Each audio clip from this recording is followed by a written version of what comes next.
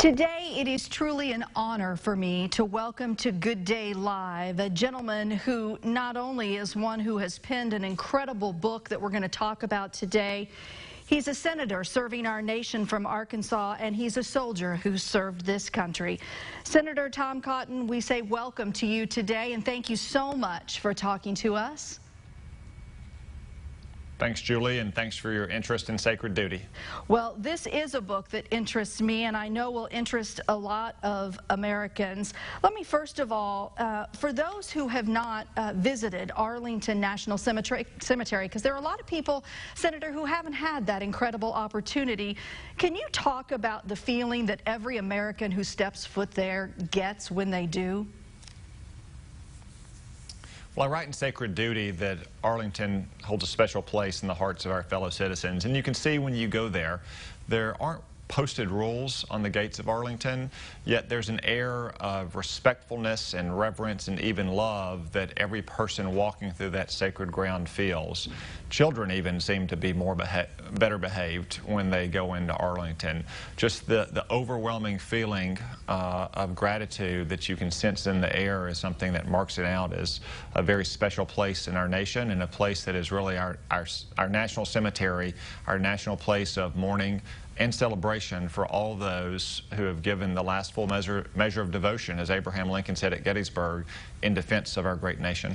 You know, the history of the Old Guard is so inspiring, and to serve in it is such an honor for everyone who does. Why was it so important for you to share that story and share this book?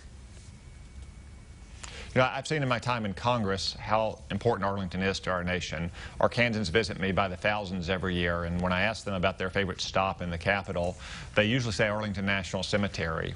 Likewise, when I travel around the country and meet new people, one of the most common things they ask about my background is Arlington. Yet no one has ever told the story of the Old Guard of Arlington in a full book-length account. And I wanted to tell that story because it's an amazing story. And it's a story about young soldiers who are doing that mission in the cemetery, not just for themselves, but for all of us.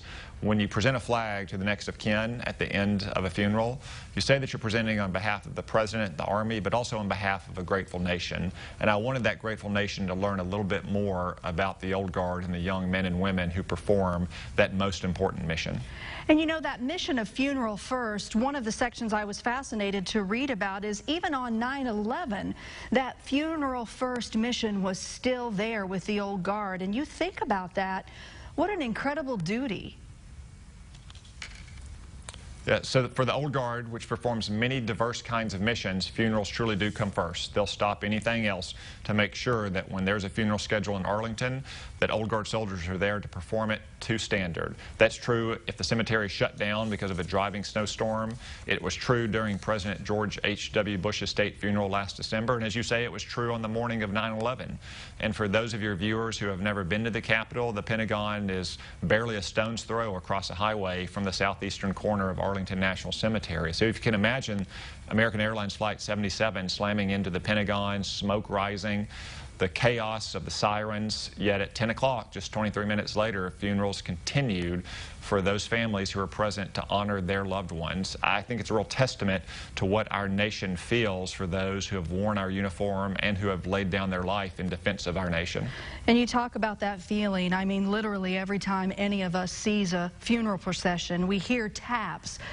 You know, as I've aged, I feel like even when I hear the national anthem, Senator, I still now get emotional and a little teary-eyed, because I think as we grow, our patriotism grows inside of us. So what do you hope this book will accomplish as Americans read it? What do you want them to take away?